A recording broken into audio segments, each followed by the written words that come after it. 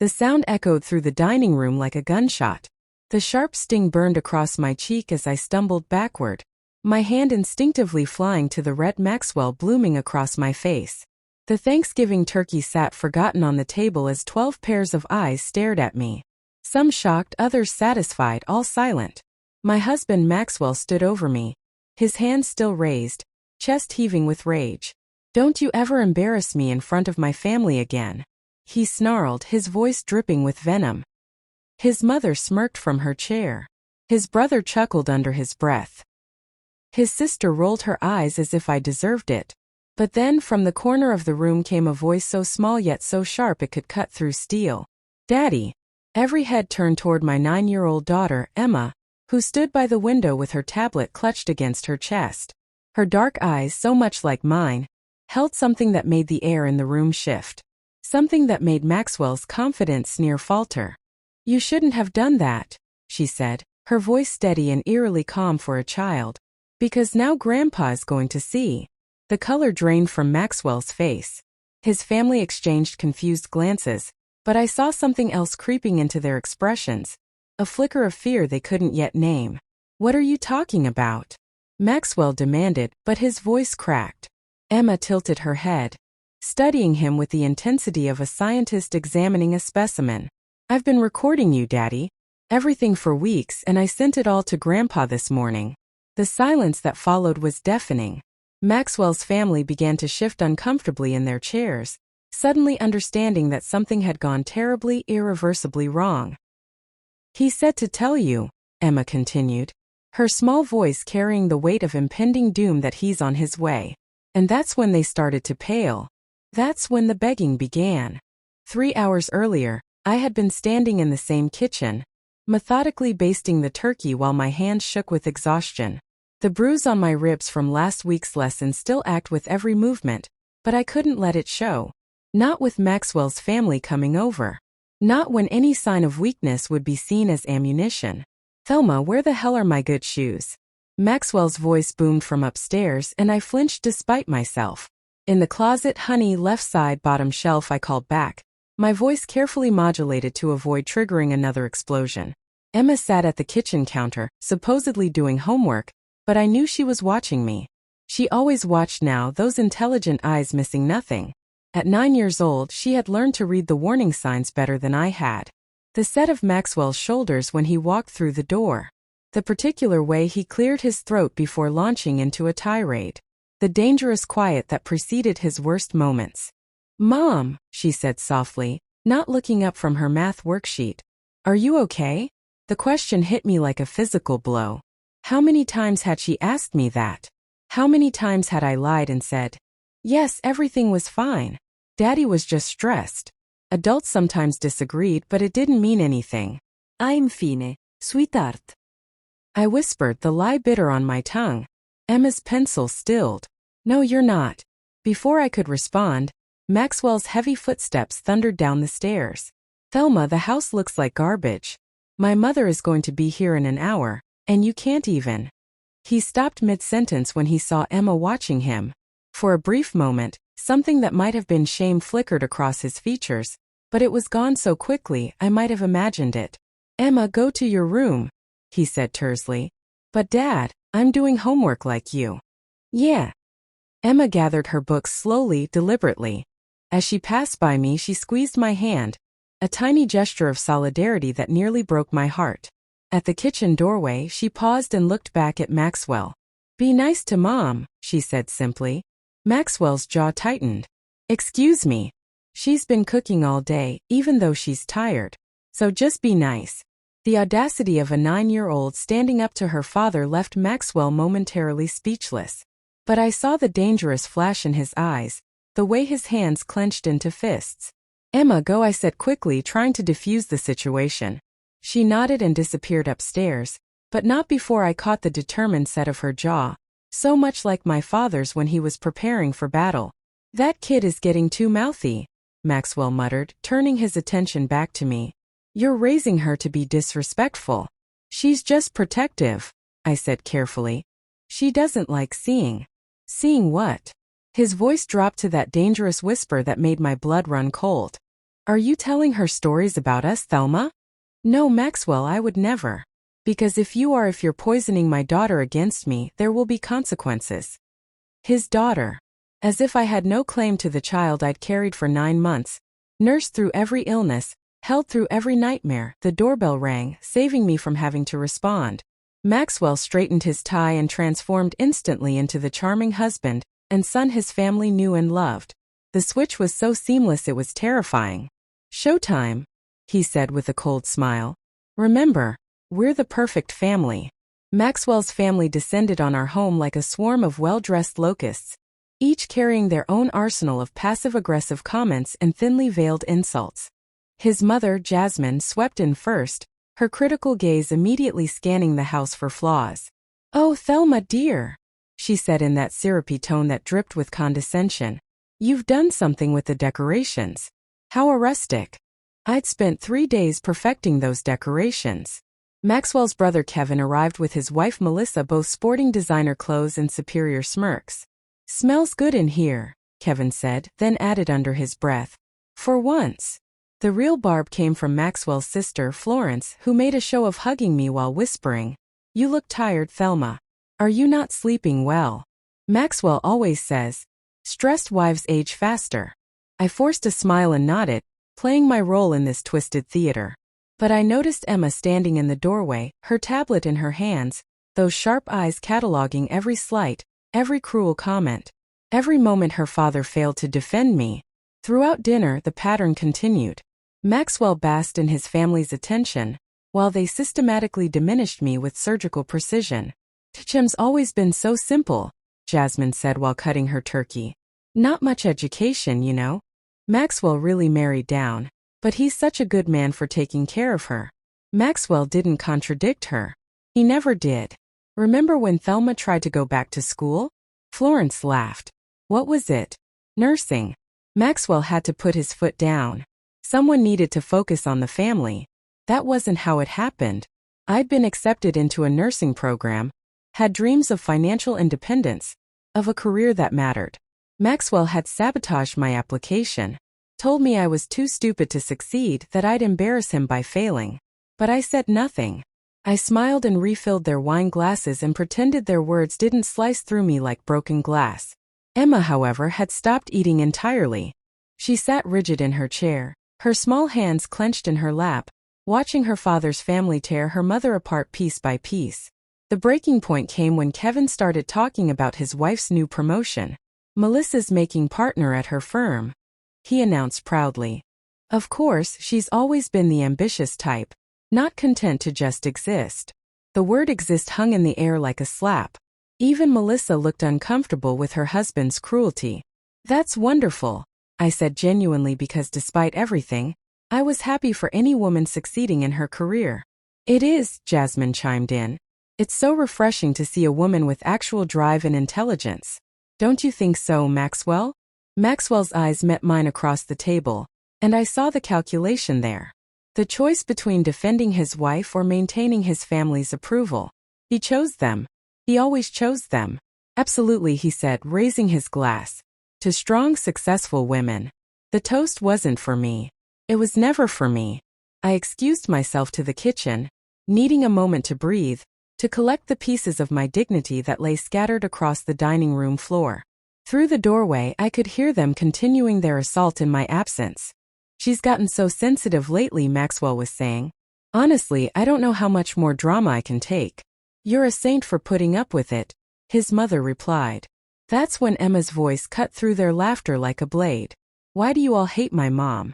The dining room fell silent. "Emma, honey," Maxwell's voice was strained. "We don't hate." "Yes, you do," Emma interrupted, her voice steady and clear. "You say mean things about her. You make her sad. You make her cry when you think I'm not looking." I pressed myself against the kitchen wall, my heart hammering in my chest. "Sweetheart." Jasmine's voice was sickeningly sweet. "Sometimes adults have complicated. My mom is the smartest person I know." Emma continued, gathering momentum. "She helps me with my homework every night. She builds things and fixes things and knows about science and books and everything. She's kind to everyone, even when they're mean to her, even when they don't deserve it." The silence stretched taut. She cooks your food and cleans your messes and smiles when you hurt her feelings because she's trying to make everyone happy. But none of you even see her. You just see someone to be mean to. Emma, that's enough. Maxwell's voice held a warning. No, Daddy. It's not enough. It's not enough that you make Mom sad. It's not enough that you yell at her and call her stupid. It's not enough that you hurt her. My blood turned to ice. She'd seen more than I thought, more than I'd ever wanted her to see. I heard a chair scrape back violently. Go to your room now. Maxwell's voice was deadly quiet. I don't want to, I said now. The sound of his palms striking the table made everyone jump. That's when I rushed back into the dining room, unable to let my daughter face his anger alone. Maxwell, please, I said, stepping between him and Emma. She's just a child. She doesn't understand. Doesn't understand what? His eyes were blazing now, his composure finally cracking in front of his family. Doesn't understand that her mother is a pathetic weak. Don't call her that. Emma's voice rose, fierce and protective. Don't you dare call my mom names. I'll call her whatever I want. Maxwell roared, advancing on both of us. This is my house, my family, and you'll what? I found myself saying my own breaking point finally reached. Hit a 9-year-old in front of your family. Show them what you really are. The room went deadly silent. Maxwell's family stared at us, pieces of a puzzle clicking into place. Maxwell's face contorted with rage. How dare you? He whispered. How dare you make me look like what you are? The words tumbled out before I could stop them. Like someone who hurts his wife. Like someone who terrorizes his own child. That's when his hand came up. That's when the world exploded into pain and humiliation, and the crushing weight of public betrayal. And that's when Emma stepped forward and changed everything. Before we continue, please write in the comment which country you are watching this video. We love knowing where our global family is tuning in from. And if this is your first time on this channel, please subscribe. Your support helps us bring even more epic revenge tales of life. Enjoy listening 1 month earlier. Mom, can you help me with my school project? I looked up from the pile of bills. I'd been sorting medical bills from the emergency room visit. Maxwell's family didn't know about the one where I told the doctors. I'd fallen down the stairs. Emma stood in the doorway of my bedroom, her tablet in her hands and an expression I couldn't quite read on her face. Of course, sweetheart, what's the project about? Family dynamics, she said carefully.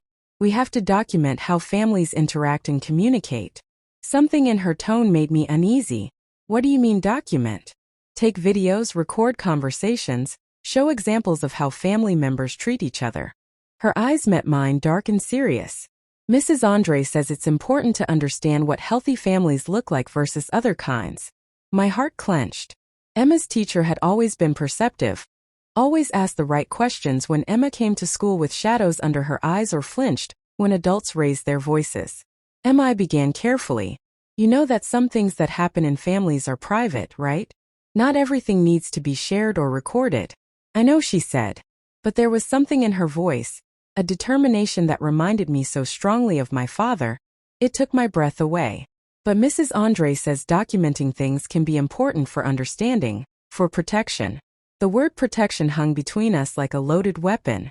That night, after Maxwell had screamed at me for buying the wrong brand of coffee and slammed the bedroom door so hard it shook the house, Emma appeared in my doorway.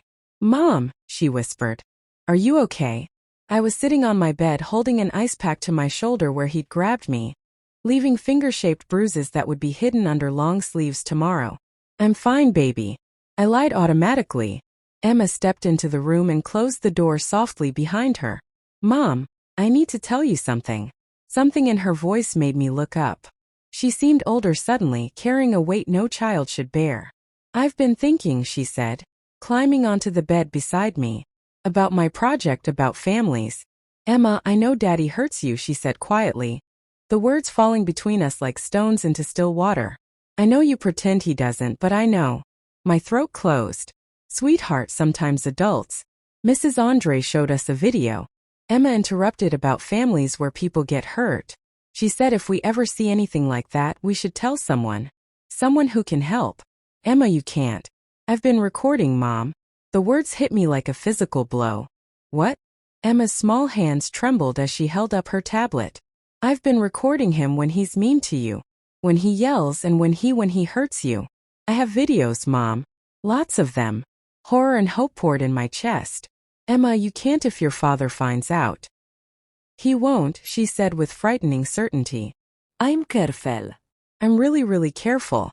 She opened her tablet and showed me a folder labeled Family Project. Inside were dozens of video files, each one timestamped and dated. Emma, this is dangerous. If he catches you, Mom, she said, her small hand covering mine.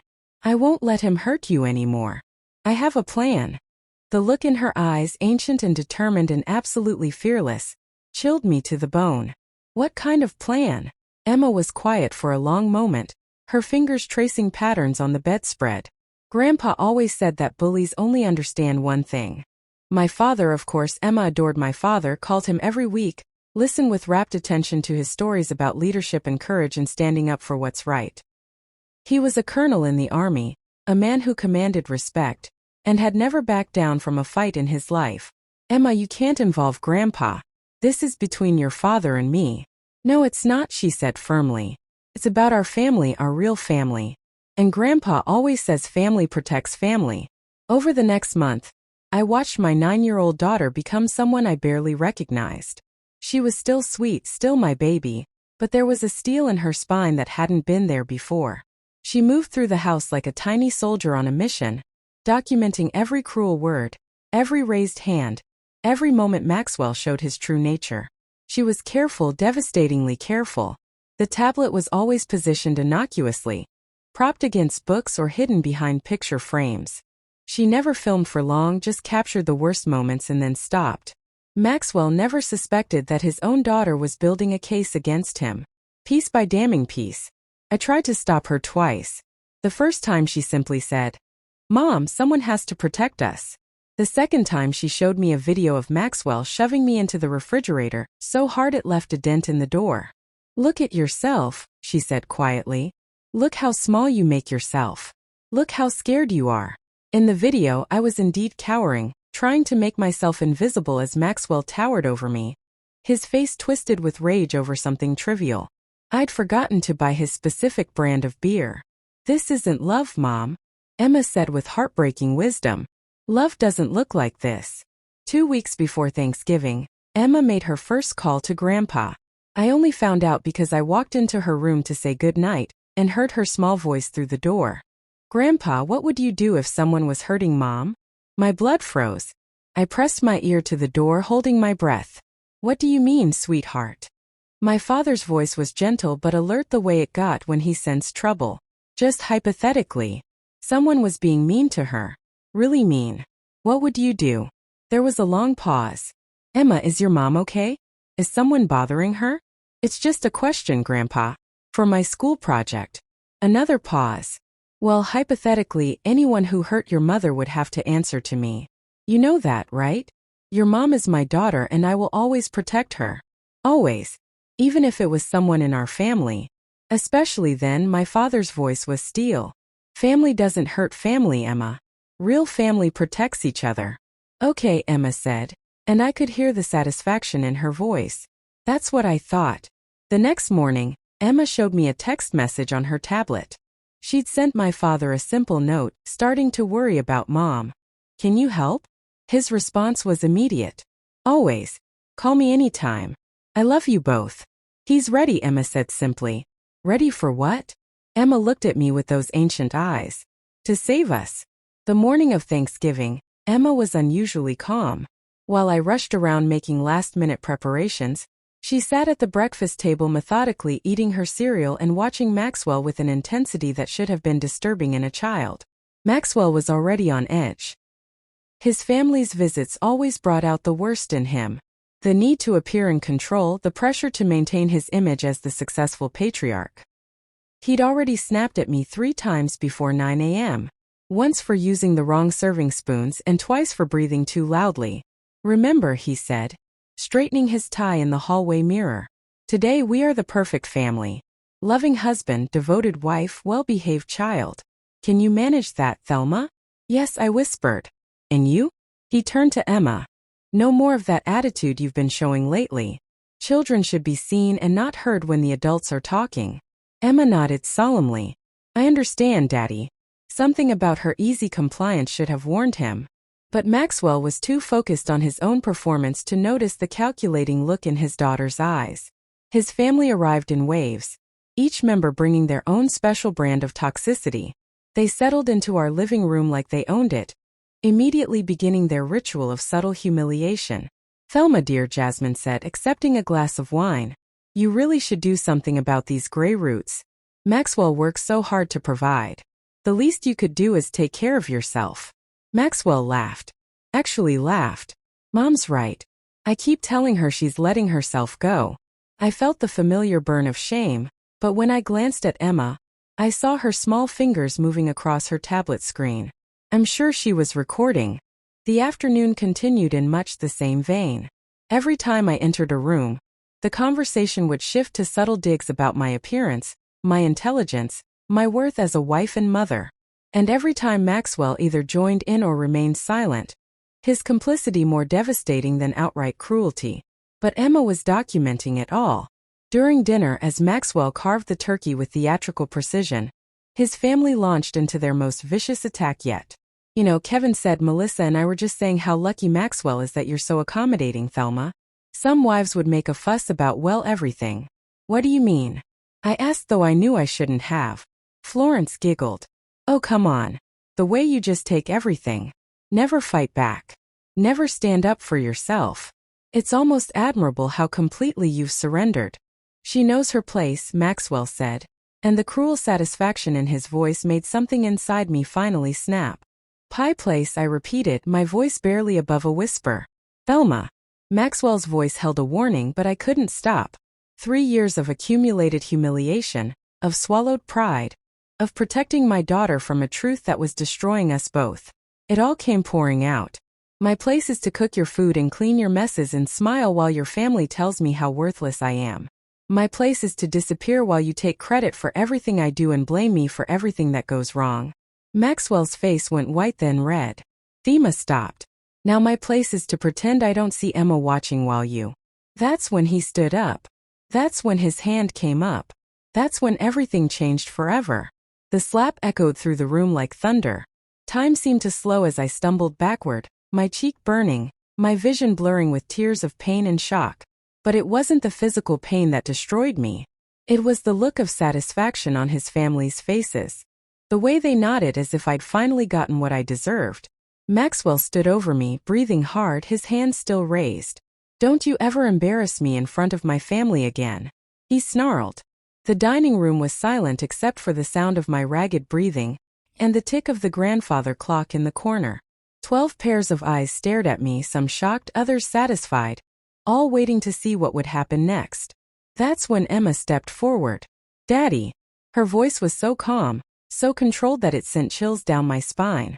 Maxwell turned toward her, his anger still blazing, ready to unleash his fury on anyone who dared challenge him. What? He snapped. Emma stood by the window, her tablet clutched against her chest like a shield. Her dark eyes, my eyes, were fixed on her father with an intensity that made the air in the room shift. You shouldn't have done that, she said, her voice steady and eerily calm for a child. Maxwell's anger faltered for just a moment, confusion flickering across his features. What are you talking about? Emma tilted her head, studying him with a cold assessment of a predator sizing up its prey. Because now Grandpa is going to see the change in the room was immediate and electric. Maxwell's confident posture crumbled. His family exchanged confused glances, but I saw something else creeping into their expressions, a flicker of fear they couldn't yet name. What are you talking about? Maxwell demanded, but his voice cracked on the last word. Emma held up her tablet, the screen glowing in the dim dining room light. I've been recording you, Daddy. Everything for weeks. Jasmine gasped. Kevin choked on his wine. Florence's fork clattered to her plate. But Emma wasn't finished. I recorded you calling Mom stupid. I recorded you shoving her. I recorded you throwing the remote at her head. I recorded you making her cry. Her voice never wavered, never lost that terrifying calm. And I sent it all to Grandpa this morning. Maxwell's face went through a series of colors, red to white to gray, as the implications hit him. My father wasn't just Emma's beloved grandfather. He was Colonel James Mitchell, a decorated military officer with connections throughout the base, the community, and the legal system. "You little Maxwell," started toward Emma, his hand raised. "You wouldn't," Emma said, not moving an inch. "Because Grandpa said to tell you something." Maxwell froze mid-step. "He said to tell you that he's reviewed all the evidence. He said to tell you that real men don't hurt women and children. He said to tell you that bullies who hide behind closed doors are cowards." The tablet timed with an incoming message. Emma glanced at the screen and smiled. A smile that was all teeth and no warmth. "And he said to tell you," she continued, her voice dropping to a whisper that somehow carried more menace than any shout, "that he's on his way." The effect was immediate and devastating. Maxwell's family began talking at once, voices overlapping in panic. "Maxwell, what is she talking about? You said they were just arguments. If there are videos, if the colonel sees, we can't be associated with." Maxwell held up his hands, trying to regain control, but the damage was done. The mask had slipped and his family was seeing him clearly for the first time. "It's not what it sounds like," he said desperately. "Emma's just a kid. She doesn't understand." "I understand that you hit my mom," Emma said, her voice cutting through his excuses like a knife. "I understand that you scare her. I understand that you make her feel small and worthless because it makes you feel big and important." She paused, looking around the room at Maxwell's family with withering disdain. "And I understand that all of you knew and didn't care because it was easier to pretend Mom was the problem." Jasmine's face had gone ashen. "Emma, surely you don't think we would support. You called her stupid. You called her worthless. You said Daddy married down. You said she was lucky he put up with her." Emma's voice was relentless, cataloging every cruelty with perfect recall. "You made her smaller every time he came here. You helped him break her." The silence that followed was deafening. Maxwell was staring at his daughter as if seeing her for the first time, and what he saw clearly terrified him. This wasn't the quiet, obedient child he thought he knew. This was someone who had been watching, learning, planning. "How long?" he whispered. "How long?" "What, Daddy? How long have you been recording me?" Emma consulted her tablet with clinical precision. 43 days, 17 hours, and 36 minutes of footage. Audio recordings of another 28 incidents. The numbers hit the room like physical blows. Maxwell's brother Kevin was openly staring, his mouth hanging open. His wife Melissa had tears in her eyes. "Jesus, Maxwell." Kevin breathed. "What have you done?" "I haven't done anything." Maxwell exploded, his composure finally shattering completely. "She's lying. She's a manipulative little." Emma calmly turned her tablet around, showing the screen to the room. On it, clear as day, was a video of Maxwell grabbing me by the throat and slamming me against the kitchen wall while screaming about dinner being 5 minutes late. "This was Tuesday," Emma said conversationally. "Would you like to see Wednesday, or maybe Thursday when you threw the coffee mug at Mom's head?" Maxwell lunged for the tablet, but Emma was ready. She darted behind my chair, her finger hovering over the screen. "I wouldn't," she said calmly. "This is all backed up. Cloud storage. Grandpa's phone. Mrs. Andre's email. The police station's tip line." Maxwell froze. "The police?" Grandpa insisted. Emma said matter-of-factly. "He said documentation is important for when bad people need consequences." That's when we heard it. The rumble of engines in the driveway. Car doors slamming. Heavy footsteps on the front porch. Emma smiled. "He's here." The front door didn't just open. It erupted inward as if blown apart by the force of righteous fury itself. My father filled the doorway like an avenging angel, his military bearing unmistakable even in civilian clothes. Behind him stood 2 other men I recognized from base functions. Both officers, both wearing expressions that could have melted steel. The dining room fell silent except for the sound of Jasmine's wine glass shattering on the floor. Colonel James Mitchell surveyed the room with the cold efficiency of a man who had commanded troops through war zones. His eyes took in everything. My red cheek, Maxwell's guilty posture, his family-stricken faces, and Emma standing protectively beside me with her tablet still clutched in her hands. "Colonel Mitchell," Maxwell stammered, his bravado evaporating like smoke. "This is unexpected. We weren't Sit down, my father said quietly. The command carried such authority that Maxwell actually took a step backward. But he didn't sit. Sir, I think there's been some misunderstanding. I said, sit down. This time Maxwell's knees buckled and he collapsed into his chair. His family remained frozen, afraid to move or speak.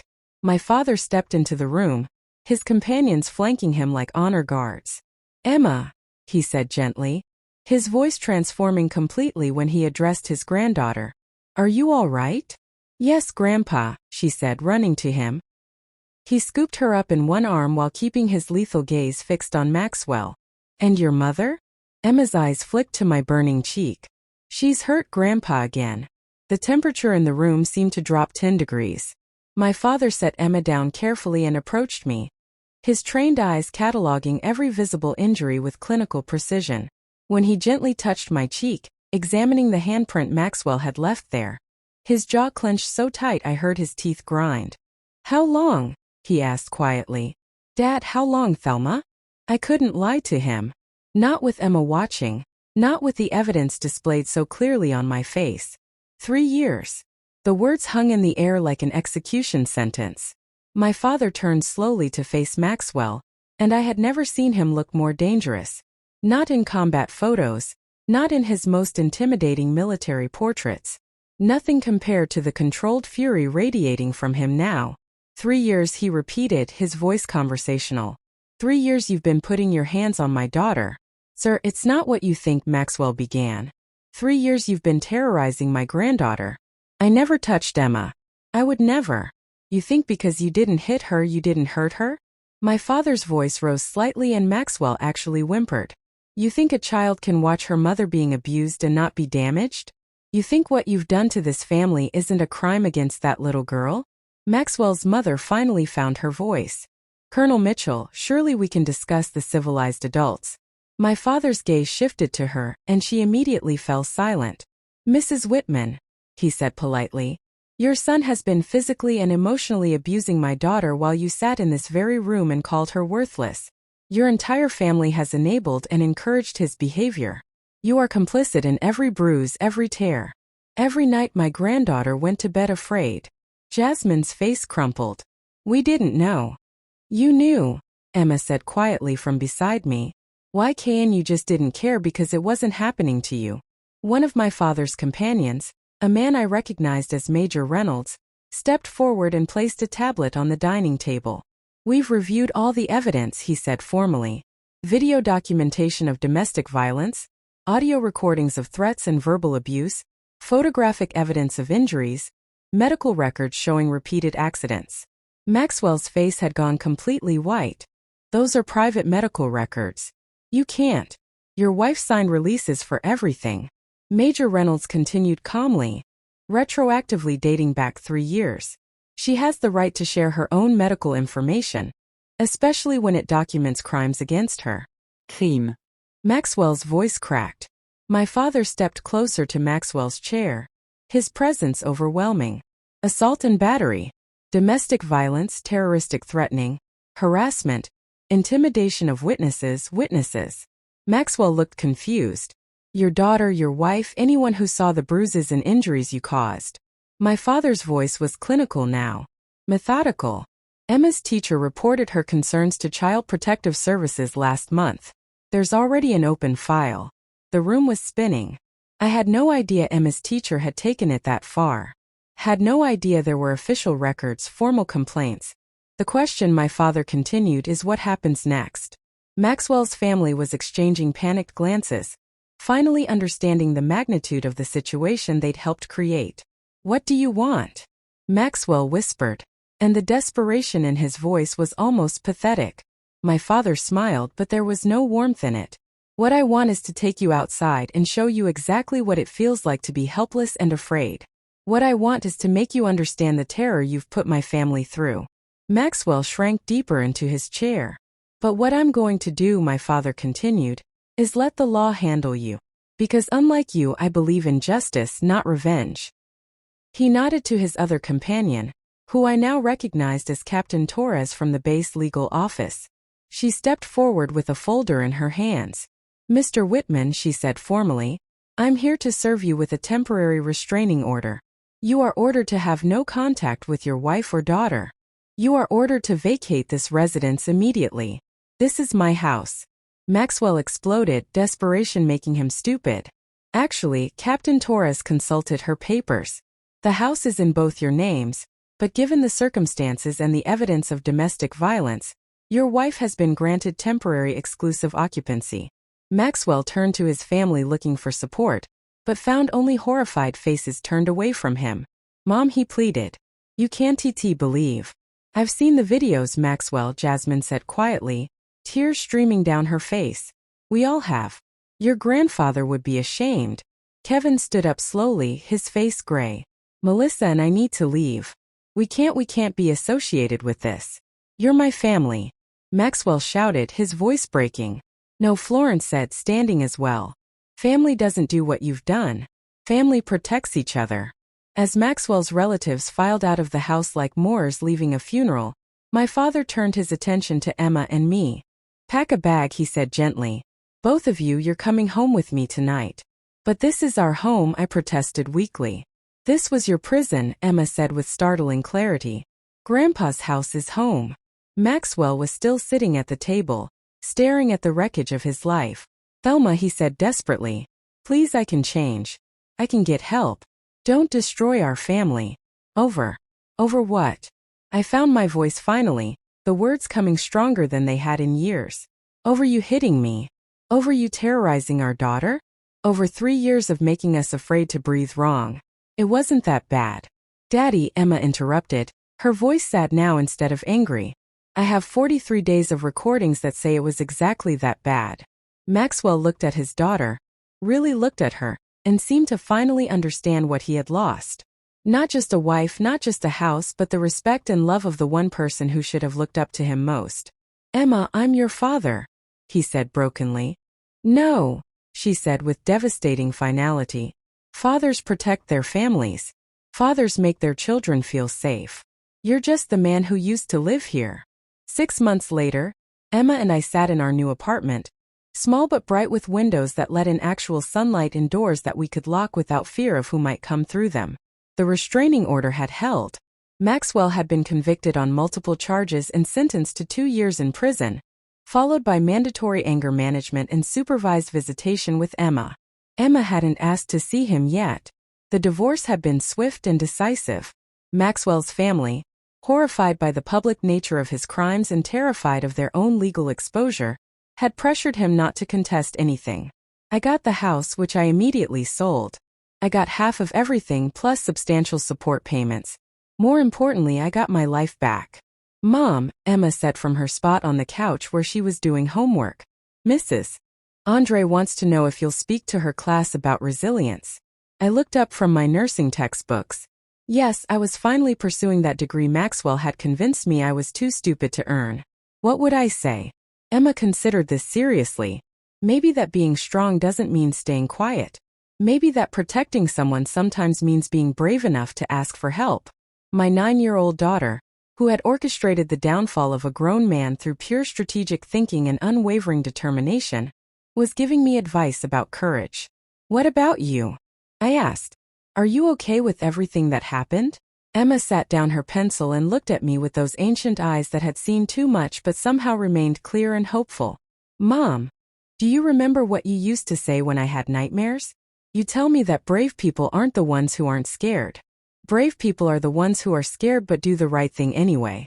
I nodded, remembering countless nights when I'd whispered those words while she trembled in my arms after hearing us fight. "You were brave," she said simply. "You stayed to protect me even when staying hurt you. And I was brave because I knew I had to protect you. We protected each other." Tears blurred my vision. "I should have left sooner. I should have." "Mom," Emma interrupted gently. "You left when you were ready. You left when it was safe. You left when you knew we'd be okay." She was right. Of course, my brilliant, remarkable daughter was right. The truth was I hadn't left. We had escaped. And we had escaped because a 9-year-old girl had been braver and smarter and more strategic than any adult in the situation. She had seen what needed to happen and made it happen methodically and carefully, and with devastating effectiveness. "Do you miss him?" I asked quietly. Your father. Emma was quiet for a long moment, but I don't miss being afraid all the time. I don't miss watching you get smaller and sadder every day. I don't miss him at all. He is mean. She paused, then added, but I like who you are now. You're getting bigger again. He was right about that too. I was getting bigger, stronger, louder. I laughed more. I slept better. I had opinions again, dreams again, hopes for the future again. Mom. Emma's voice was small now, vulnerable in a way she rarely allowed herself to be. Yes, sweetheart. Do you think other kids have to do what I did? Record their parents and make plans and all of that? The question broke my heart. I hope not, baby. I really hope not. But if they do, she said, her voice growing stronger. I want them to know they can. That they're not tattling or being bad. That sometimes kids have to save their families because the adults can't. I set aside my textbooks and pulled her into my arms. This child who had saved us both. You know what, Emma? What? I think you might be the bravest person I've ever known. She snuggled against me. And for a moment she was just my little girl again, not the strategic mastermind who had brought down her abuser with military precision. I learned it from Grandpa, she said. And from you? You just forgot for a while.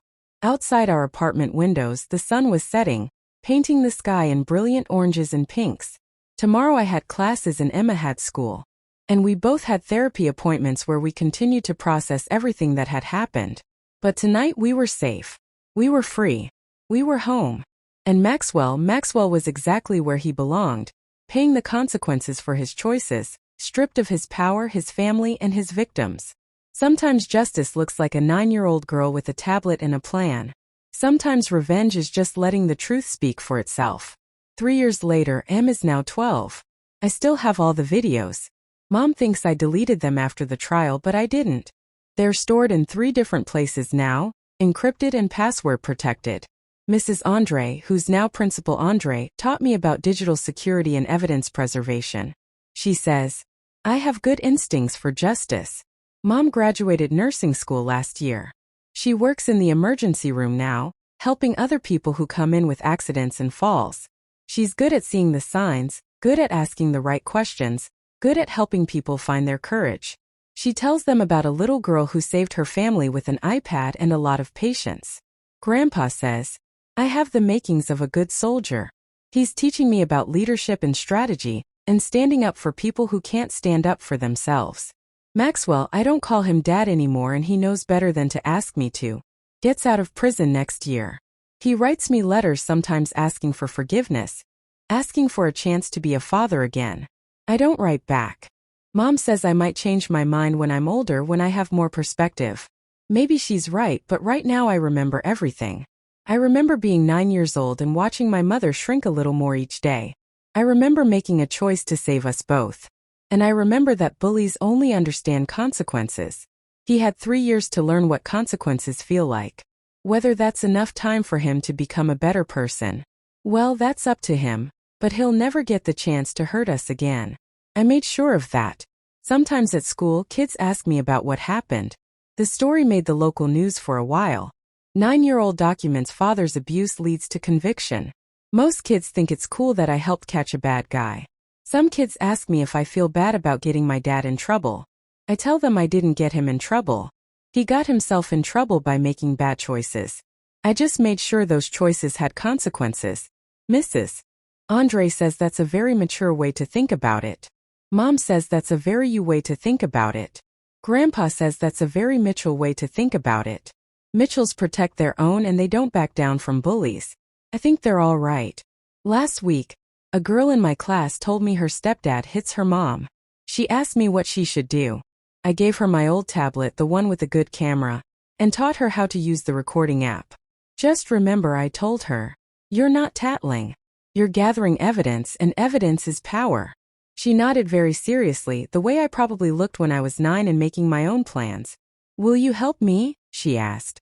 Yes, I said without hesitation. But you have to be very, very careful because that's what we do. That's what our family does. We protect each other and we protect people who need protecting.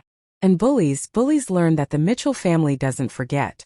And we don't forgive people who hurt the ones we love. We just make sure they face consequences.